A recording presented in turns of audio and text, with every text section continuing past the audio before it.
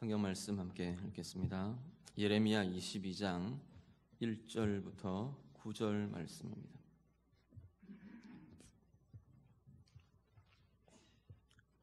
구약 성경 1084쪽입니다.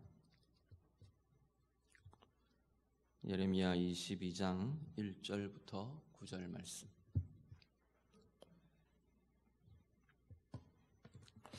말씀 다 함께 읽겠습니다. 여호와께서 이와 같이 말씀하시되 너는 유다 왕의 집에 내려가서 거기에서 이 말을 선언하여 이르기를 다윗의 왕위에 앉은 유다 왕이여 너와 내 신하와 이 문들로 들어오는 내 백성은 여호와의 말씀을 들을지니라. 여호와께서 이와 같이 말씀하시되 너희가 정의와 공의를 행하여 탈취당한 자를 압박하는 자의 손에서 건지고 이방인과 고아와 과부를 압제하거나 학대하지 말며 이곳에서 무죄한 피를 흘리지 말라. 너희가 참으로 이 말을 준행하면 다윗의 왕위에 앉을 왕들과 신하들과 백성이 병거와 말을 타고 이 집 문으로 들어오게 되리라. 그러나 너희가 이 말을 듣지 아니하면 내가 나를 두고 맹세하노니 이 집이 황폐하리라. 여호와의 말씀이니라. 여호와께서 유다 왕의 집에 대하여 이와 같이 말씀하시니라. 내가 내게 길르앗 같고 레바논의 머리이나 내가 반드시 너로 광야와 주민이 없는 성읍을 만들 것이라. 내가 너를 파멸할 자를 준비하리니 그들이 각기 손에 무기를 가지고 내 아름다운 백향목을 찍어 불에 던지리라. 여러 민족들이 이 성읍으로 지나가며 서로 말하기를 여호와가 이 큰 성읍에 이같이 행함은 어찌 됨인고 하겠고 그들이 대답하기는 이는 그들이 자기 하나님 여호와의 언약을 버리고 다른 신들에게 절하고 그를 섬긴 까닭이라 하셨다 할지니라. 아멘. 예레미야 22장 말씀은 하나님께서 예레미야를 통해서 유다의 왕들에게 유다 왕가에 대해서 때로는 경고로 때로는 교훈으로 권면으로 이렇게 말씀하시던 유다 왕들 유다 왕가에 대한 메시지를 이렇게 모아놓았습니다. 먼저 1절에서 9절은 전체적인 어떤 총론적인 그런 부분들이고요. 10절 이후에는 각 왕들에 대한 이야기가 쭉 이어집니다. 10절에서 12절은 살룸이라는 왕, 13절에 19절은 여호야김, 20절에서 23절은 예루살렘으로 이제 이렇게 전체 유다의 백성의 대표로 예루살렘을 향해서, 그리고 24절부터 30절은 고니야라는 왕에 대해서 이렇게 쭉 메시지가 유다 왕들을 대표로 하는 유다 왕가를 향한 하나님의 메시지가 쭉 이어지게 됩니다.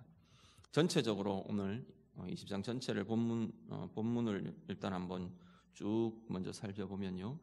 1절에서 9절을 보면 먼저 1절, 2절은 예레미야에게 하나님께서 네가 유다 왕의 집으로 내려가서 내 말을 전해라. 그리고 예레미야가 내려가서 이제 유다 왕에게 증거하는 그 모습을 이렇게 기록을 하고요. 3절을 한번 보시죠. 3절 말씀. 본문 3절을 한 번 더 같이 읽겠습니다. 같이 읽습니다.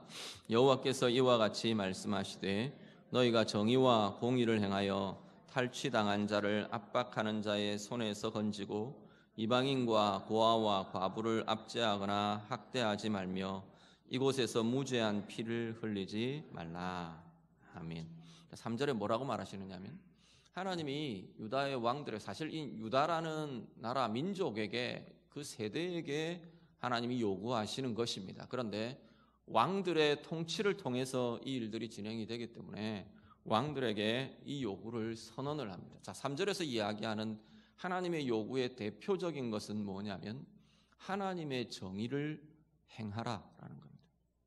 하나님이 옳게 여기시는 것을 너희는 좀 이 땅에 행해지게 해라라고 지금 말하시는 겁니다. 그 정의라고 말하는 하나님의 정의, 하나님의 공의라고 말하는 내용이 뭐냐면 하나는 공평을 행하라.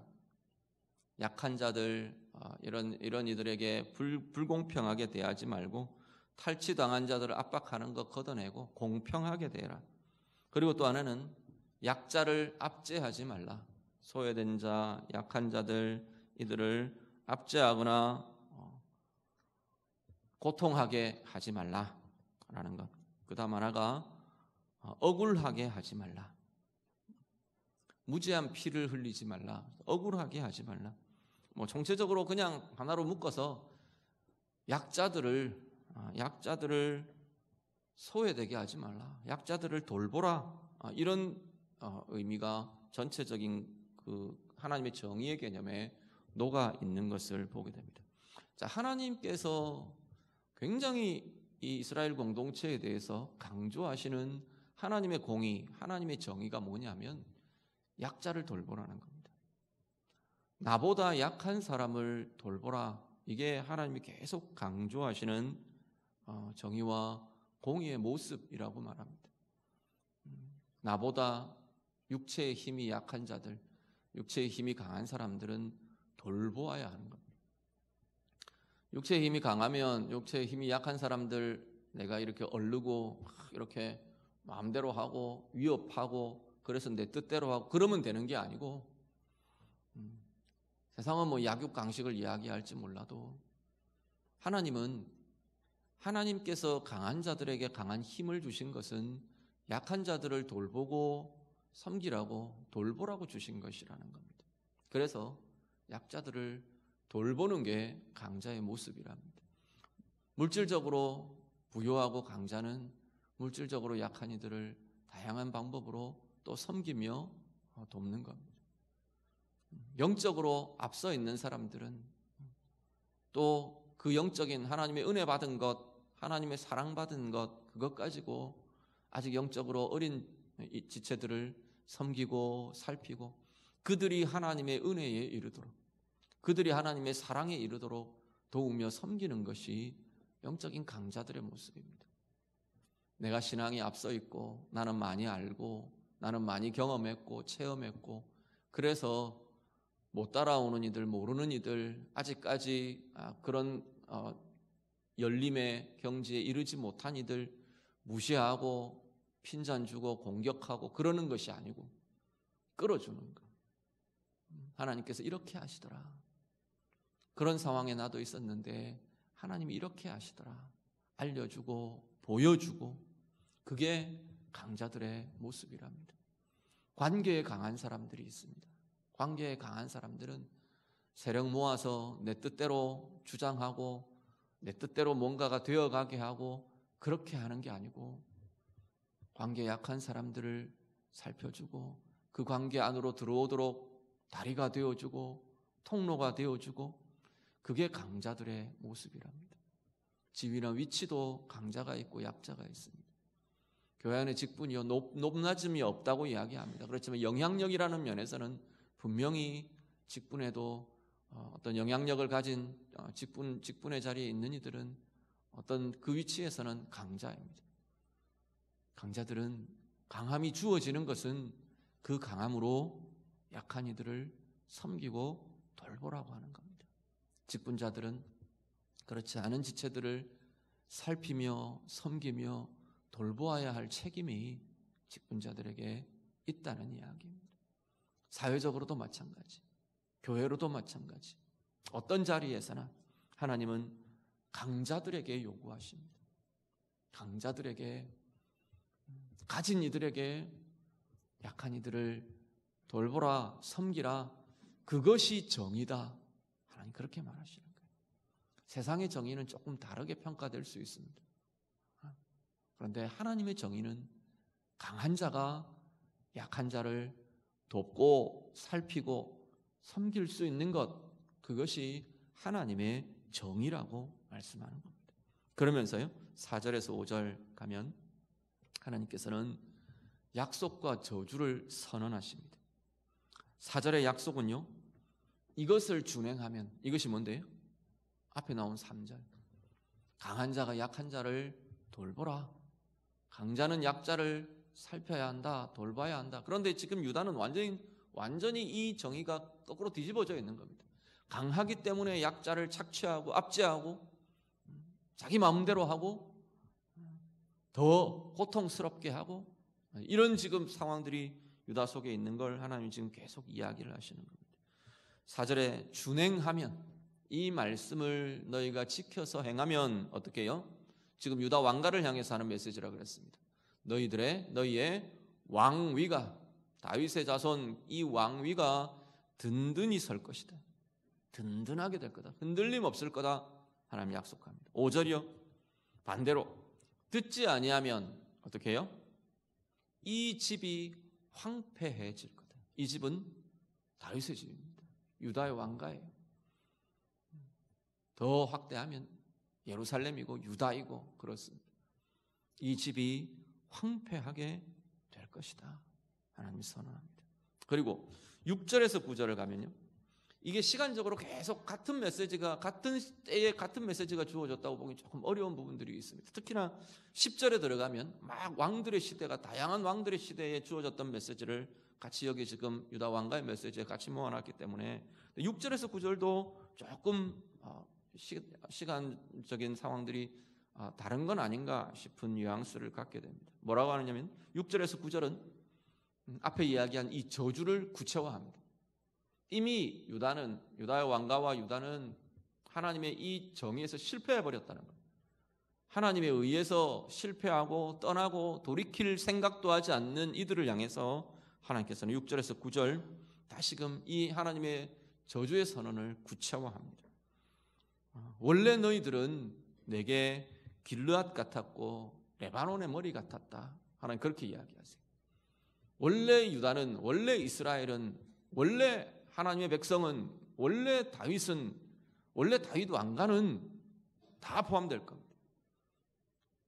길르앗 그리고 레바논, 여기는 풍성한 숲을, 아주 그냥 숲이 우거진 숲풀과 풍성한 수원과 풍성한 자원과 이제 이런 것들을 대표하는 게 지금 길르앗, 레바논 이런 표현들입니다. 풍요롭고 부유했다는 겁니다. 하나님의 은혜로, 하나님의 복으로 은택하고 기름지고 뛰어났고 아름답고, 길르앗과 백향목, 너희는 아름다운 존재였다. 부요로운 존재였다. 그런데 내가 이제 너희를 광야로 만들 것이다. 왜냐하면 앞에 이야기했던 그것들을 떠났기 때문에. 그러면서 9절 말씀을 한번 보시죠. 그 이유를 이방인들의 입으로 이야기하게 될 것이라고 말합니다. 하나님이 광야로 황폐하게 만드시는 그것들에 대해서 6절에 보면 광야와 주민이 없는 성읍을 내가 만들 거다 그랬는데, 그 이유가 뭐냐면 이방인들이 지나다니면서 아이고 저 예루살렘 저렇게 될 줄 알았다고. 왜 저렇게 된지 아냐? 지네들끼리 그렇게 비웃으며 이야기한다는 거예요. 이래서 그렇게 된 거야. 이래서는요, 9절을 같이 보시죠. 9절 같이 읽습니다. 그들이 대답하기는 이는 그들이 자기 하나님 여호와의 언약을 버리고 다른 신들에게 절하고 그를 섬긴 까닭이라 하셨다 할지니라. 아멘. 하나님의 언약을 버렸기 때문이래요. 하나님이 주신 약속, 하나님의 백성으로서의 언약과 약속, 그들이 행해야 할 것과 하나님이 약속하신 복과 그들이 붙들어야 할 하나님의 말씀과 이것을 버려버렸기 때문에, 그걸 버렸기 때문에 그래서 하나님은 이들을 황폐하게 할 수밖에 없다 하시는 겁니다. 그 언약을 버리는 그 삶은 어디로 향하느냐 하면 다른 것을 섬기는 삶으로 갑니다. 다른 신들을 섬기는 삶으로 나아가 버렸답니다. 그래서 황폐하게 될 것이다 말씀합니다. 자, 10절부터 12절 보시면 구체적인 이제 10절 이후는 구체적인 왕들에 대한 메시지가 계속 나옵니다. 이어집니다.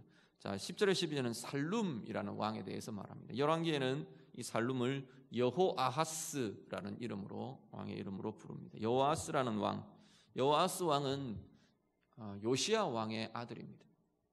10절에 보시면요, 어떤 이야기가 나오느냐면 너희는 죽은 자를 위하여 울지 말라. 10절 한번 같이 보시죠. 10절 같이 읽습니다. 너희는 죽은 자를 위하여 울지 말며 그를 위하여 애통하지 말고 잡혀간 자를 위하여 슬피 울라. 그는 다시 돌아와 그 고국을 보지 못할 것임이라. 아멘. 살룸 왕에 대해서 사람들이 유다에 대해서 뭐 살룸왕 보고 뭐 이야기하는 것일 수도 있고요. 뭐라 그러냐면 죽은 자 위에서 죽은 자가 슬프죠. 애석한 죽음. 이 죽은 자는 특히나 요시야 왕을 가리킵니다. 요시야 왕이 애굽과의 전쟁에서 전사를 합니다. 요시야 왕은 그야말로 유다의 그냥 멸망으로 치달아가고 있던 유다의 마지막 등불 같은 존재였어요. 하나님 앞에서 개혁을 일으키고 변화를 일으키고 막 이렇게 막 진행하던 차에 애굽과의 전쟁에서 전사를 해버립니다. 이 당황스럽죠. 하나님 앞에 의로운 왕으로 인정받는 그 왕이 갑자기 급사를 해버렸어요. 그런데 하나님이 요시야에 대해서는 이미 그 이야기를 하셨어요. 너의 개혁과 너의 신실함과 너의 충성됨 하나님 기뻐하시는 거예요. 그런데 그게 유다의 멸망을 막지 못한다 그러신 거예요. 그래서 너는 이 비극을 보지 않고 유다의 비참함과 이 비극을 보지 않고 너는 내가 데려갈 거다. 하나님 먼저 진작에 이야기를 하셨어요. 그래서 전쟁에서 전사하는 과정을 통해 요시야를 하나님께서 데려가십니다. 자, 남은 유다 백성들이요 요시야 왕 때문에 애통해합니다. 어떻게 우리 왕이 그렇게 갑자기 죽을 수 있냐? 슬퍼하고 애통해하고 그러고 있는 유다를 향해 하나님 말하시는 겁니다. 죽은 자를 위해 너희가 슬퍼하냐? 죽은 자를 위해서 니네가 슬퍼할 이유가 없다. 슬퍼하지 말라. 하나님이 데려가셨고 하나님이 가장 좋은 명예를 그 생에 주셨어요. 죽은 자 요시야를 위해 니네가 슬퍼하지 말라. 하나님 그 이야기를 하시는 겁니다. 그러면서 뭐라고 말하느냐면 잡혀간 자를 위해 너희는 슬퍼하라. 잡혀간 자는 이 시점에는 아마 잡혀간 시점은 아닌 것으로 보여집니다. 여호아스 왕이 결국 나중에 애굽으로 끌려갑니다. 까불다가 정말 그야말로 대들고 뭐가 그건지도 모르고 막 이렇게 하나님 앞에서 교만하게 행하다가 끌려갑니다. 쳐들어와서 왕을 바꿔버리고 여호아스 왕을 끌고 가버립니다. 그를 위해 슬퍼하라. 지금 그 이야기는 살룸 왕을 위해 여호아스를 위해 너네는 슬퍼해라. 오히려 지금 그 이야기라는 겁니다. 그는 끌려가서 다시는 고국으로 돌아오지 못하게 될 거다. 하나님께서 그 이야기를 하십니다. 자, 13절에서 19절이요. 여기는 여호야김이라는 왕에 대해서 이야기합니다. 여호아스가 끌려가고 애굽 바로가 여호야김을 왕으로 세웁니다.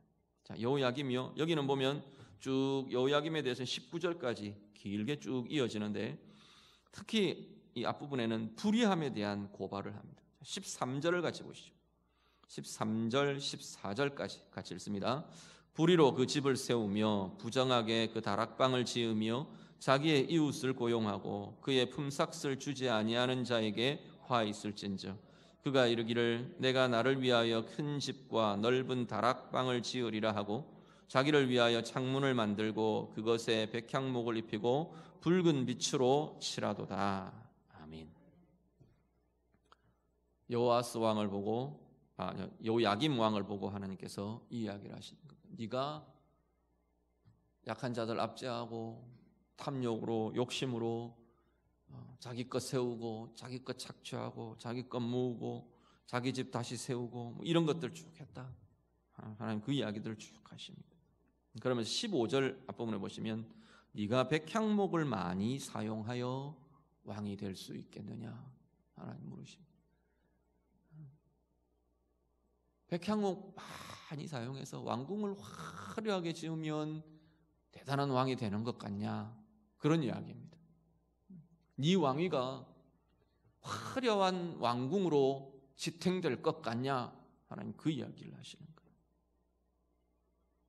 그러면서 15절 하반절을 보시면요 그의 아버지에 대한 이야기를 합니다. 내 아버지가 먹거나 마시지 아니했고 정의와 공의를 행하지 아니하였느냐 그때 그가 형통하였었느니라. 내 아버지, 이 아버지는 요시야 왕입니다. 여호아스의 아들이 왕이 되는 게 아니라 여호야김이 왕이 되는 게 아니라 그 형제 중에서 여호야김이라는 이 왕을 세우게 됩니다. 그래서 여호야김은 여호아스의 형제입니다. 그래서 요시야 왕의 아들인 겁니다. 네 아버지 요시야 왕 때 행한 걸 네가 모르느냐? 보지 않았느냐? 네 아버지가 그렇게 정의로 행하며 공의로 행하며 하나님이 원하시던 그들을 약자들을 돌보며 그렇게 행하던 그 정의가 그를 형통하게 했다라는 겁니다. 형통한 건 불을 쌓는다고 형통해지는 게 아니고 지금 그 이야기인 겁니다. 지금 이 요야김 입장에서 백향모로 왕궁을 화려하게 짓는다고 좋은 집에 거한다고 형통하고 행복한 것이 아니고 세력을 많이 쌓아서 군대를 많이 쌓아놓고 그렇게 한다고 해서 형통하고 강한 것도 아니고 하나님 말하시는 것은 형통함은 하나님이 주시는 것이라는 겁니다. 그렇기에 하나님의 공의를 하나님의 정의를 행하는 그 삶에 하나님은 형통함을 주셨다라고 지금 말씀하는 겁니다. 내 아버지 때 그랬다 그러면서 이어지는 것은 그러나 그럽니다.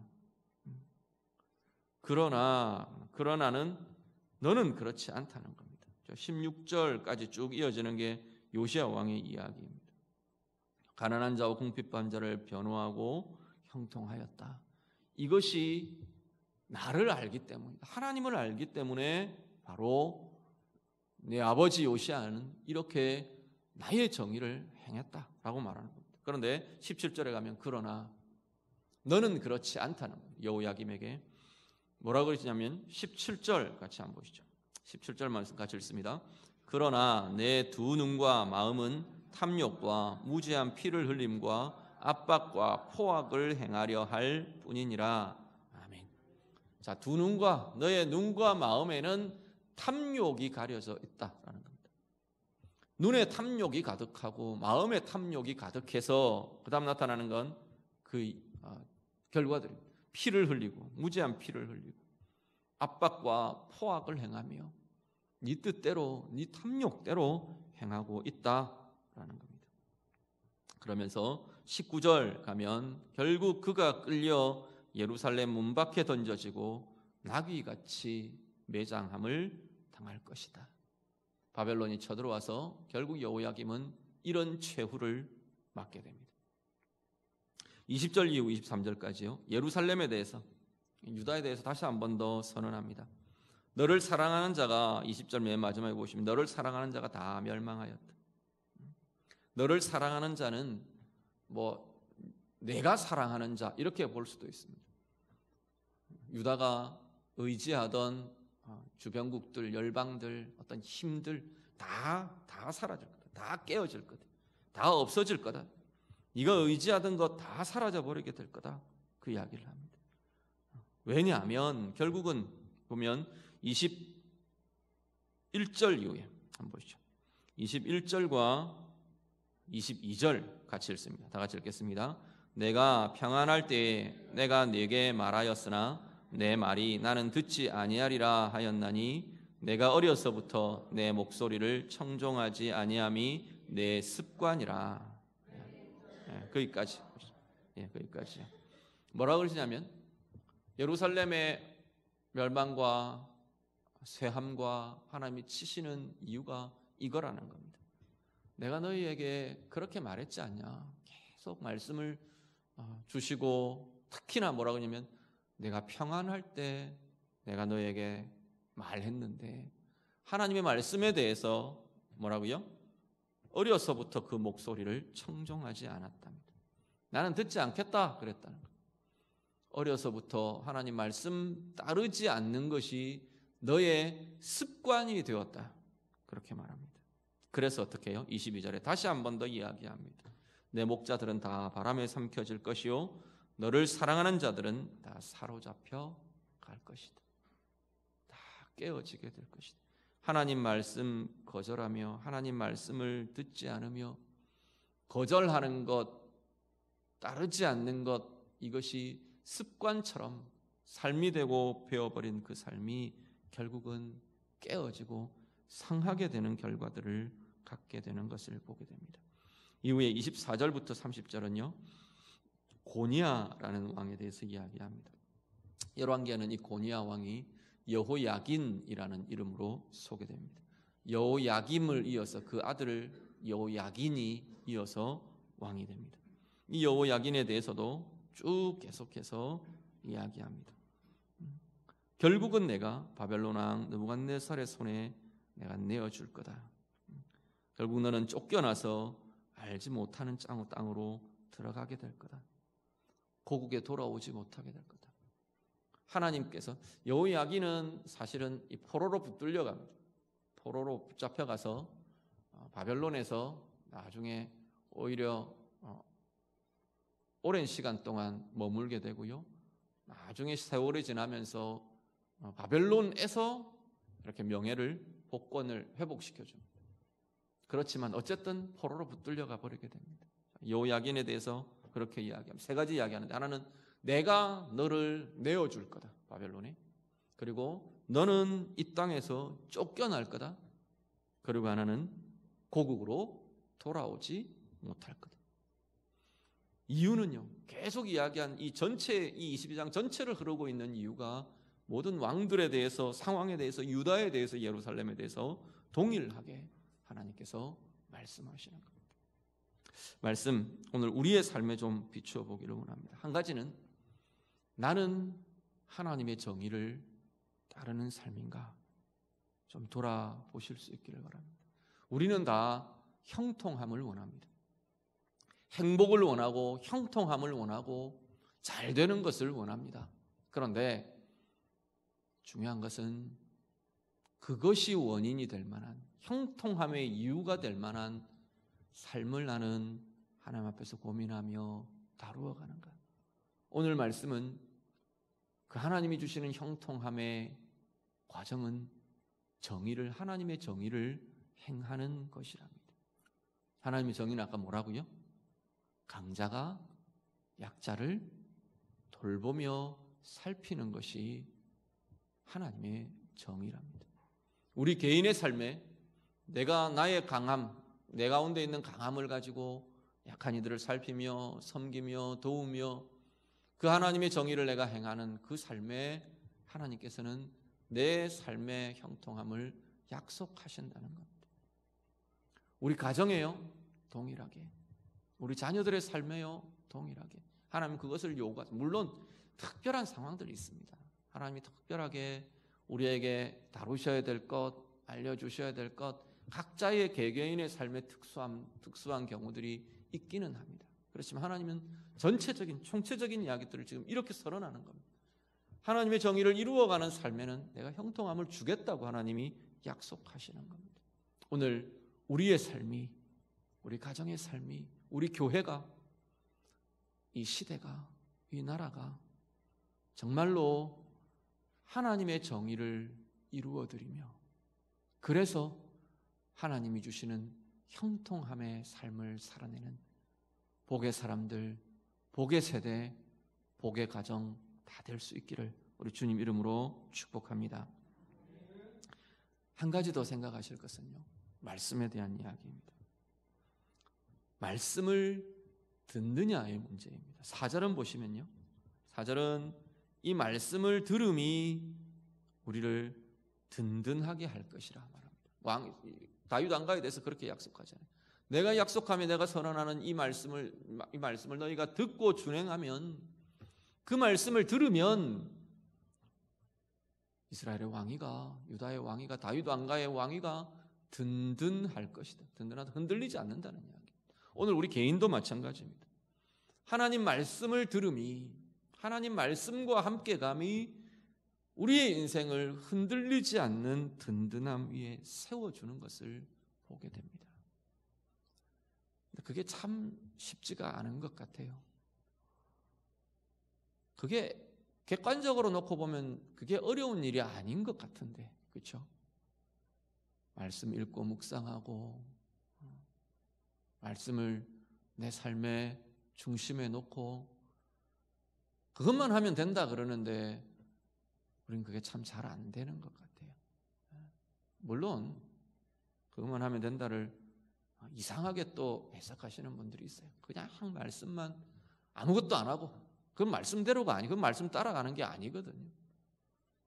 내 삶에 대해 하나님의 약속대로, 하나님의 명령대로 신실하게 성실하게 살아내는 것이 말씀을 따라가는 겁니다. 말씀이 그것을 명령하고 있는데 그건 다 접어버리고 나는 말씀만 붙들면 된다 그러고 있는 것도 건강한 삶은 아닌 거죠.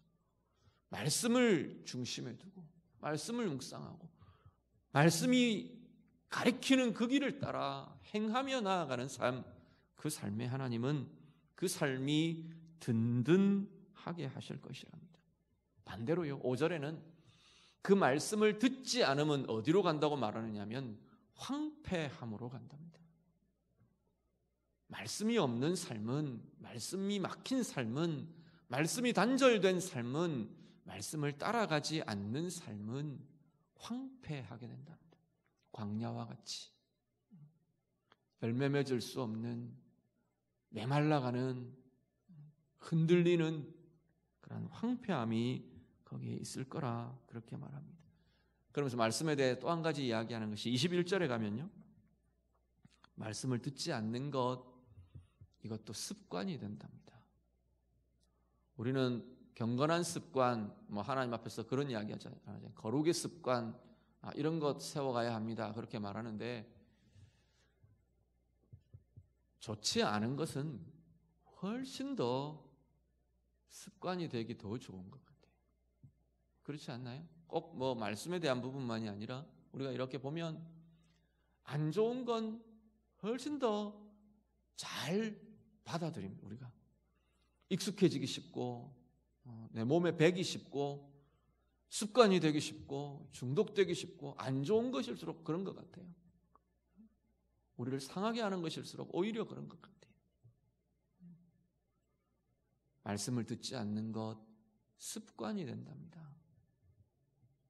말씀을 듣지 않는 것이 습관이 되지 않으려면 말씀을 듣는 것이 우리의 습관이 되어야만 합니다. 이건 이런 게 습관이 되면 안 되는데 습관이 안 되게 하려고 하는 게 아니라 경건의 습관을 우리 가운데 세워가고 뿌리 내려가는 것이 이것들이 내게서 떠나가게 하는 방법들입니다.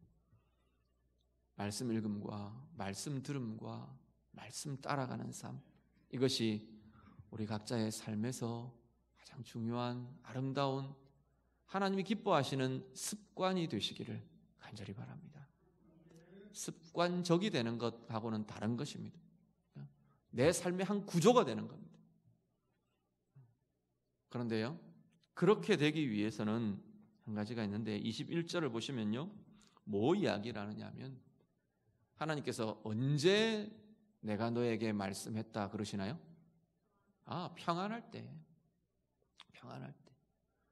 평안할 때일수록 우리는 말씀을 듣는 훈련이 있어야 한답니다.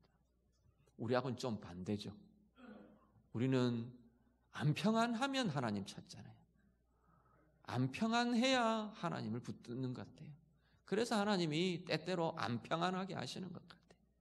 좀 흔들어 놔야 하나님을 찾으니까. 하나님은 우리하고 같이 하는 게 너무 좋으신데 맨날 안 찾아오니까 좀 흔들어 놔야 아버지 하고 찾아오니까. 우리 자녀들도 그렇잖아요.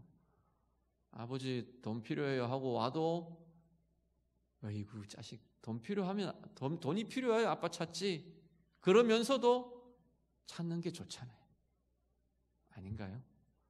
저만 그렇나요? 아직 우리 애들은 어려서 큰 돈을 찾지는 않아서 그런지는 모르겠습니다. 예. 그래야.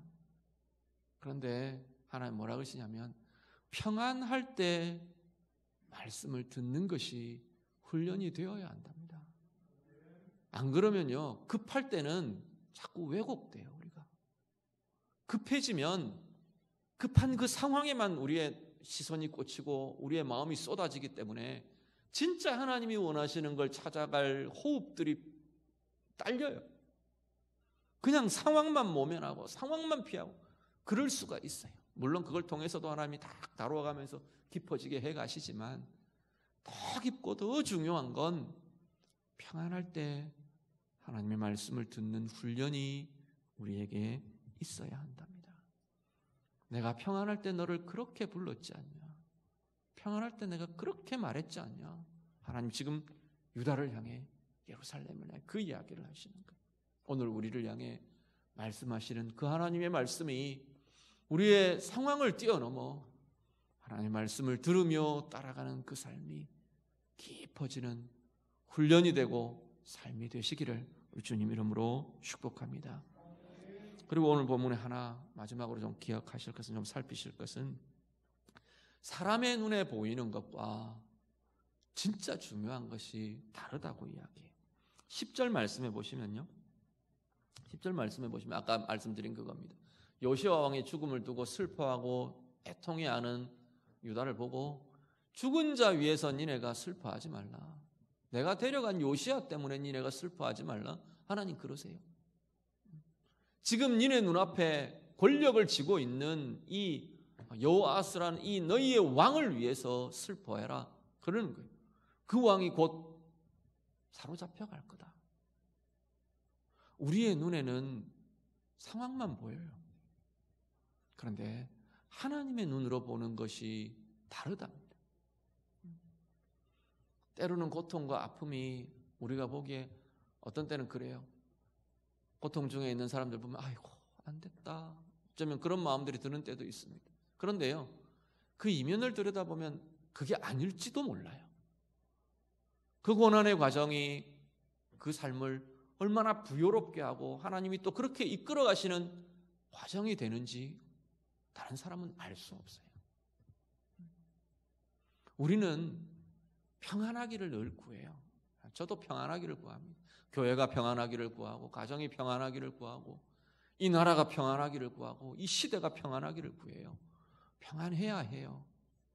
그런데요, 하나님의 관점에서는 다를 수 있다는 겁니다.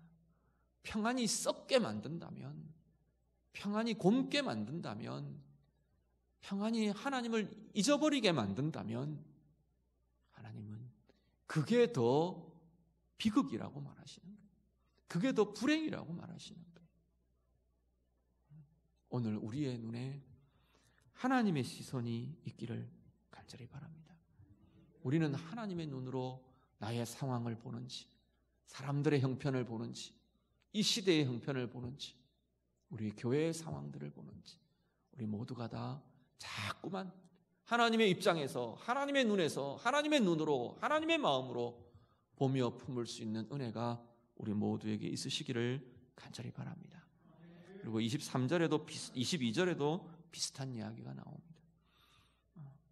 너를 사랑하던 것, 네가 사랑하던 것 다 붙들려 갈 거다, 다 깨어질 거다 하는 그 이야기하시죠. 사람들 눈에, 내 눈에 보기에 힘이 될 것 같은 것들을 의지하는 겁니다. 이스라엘이 의지하고, 유다가 의지하고, 왕들이 의지하고, 하나님 눈에 그게 아니라고 이야기를 하는 거예요. 그게 눈에 보이는 힘 의지하는 것, 그게 힘이 아니라고 이야기하는 거예요. 그게 든든함이 아니라고 이야기하시는 거예요. 눈에 보이는 힘, 그것은 이게 좀 있었으면 좋겠다 그러는데, 재물이 이만큼만 있으면, 나를 지지해주는 저 사람이 나를 지지해주면, 저 나라가 우리를 붙들어주면, 이런 상황이 우리에게만 내게만 있으면, 우리 가정에 이것만 있으면, 내게 이 지위만 주어지면, 우리는 눈에 보이는 것 가지고 그렇게 하는데, 거기에는 뭐가 잊혀지느냐 하면 보이지 않는 하나님이 잊혀지는 거예요. 보이지 않는 하나님의 손, 보이지 않는 하나님의 권능, 보이지 않는 하나님의 도우심을 잊어버리는 거예요. 보이는 그것 쫓아다니면서 하나님 그것 이야기하시는 겁니다. 너희는 그것 보이냐? 그것밖에 안 보이냐? 내가 그것 아니라는 걸 보여줄게. 그리고 그걸 하나씩 하나씩 깨시는 거예요. 이것 있으면 괜찮을 거야 그랬던 거 하나씩 하나씩 깨지는 거예요. 군사력 있으면 될 거야 그런데 군사력 깨지는 거예요. 요새가 이런 성이 있고 이런 요새가 있으면 될 거야. 요새가 다 깨져버리는 거예요. 성이 다 무너지는 거예요. 애굽이 우리를 도와주면 될 거야. 아수르가 우리를 도와주면 될 거야. 아람이 우리를 도와주면 될 거야. 그들이 아무 소용이 없는 것을 하나님이 깨며 보여주시는 겁니다. 오늘 우리의 삶에요, 정말로 보이지 않는 하나님의 손, 그 하나님의 손을 붙들며 그 하나님의 도우심을 의지하며 그렇게 정말로 힘있게, 정말로 권능 있게, 진정으로 당당하게 승리하며 나아가시는 우리 모두의 삶이 되시기를 우리 주님 이름으로 축복합니다. 기도하겠습니다. 말씀으로 함께 기도합니다. 오늘 나의 삶은요, 하나님의 정의에 나는 관심이 있나요? 한번 우리가 돌아보며 기도하실 수 있기를 바랍니다. 하나님이 그토록 유다의 역사에서 계속 이야기하시는 약한 자들에 대한 나는 관심이 있는지, 나는 정말 내게 있는 강함으로 돌보며 섬기며 그렇게 행하기를 원하는 건지, 아니면 내가 강함을 가지려고 하는 이유는 무엇인지 다시 한번 우리 돌아보며, 하나님, 내 개인의 삶에 하나님의 이 정의가 바로 세워지기를 원합니다. 그렇게 따라가겠습니다. 우리 좀 기도하시고요. 우리의 가정에, 우리의 교회에, 이 나라에, 이 시대에 하나님이 원하시는 정의가 바로 세워지는, 행해지는 귀한 삶이 되게 해주십시오. 같이 기도하시고요.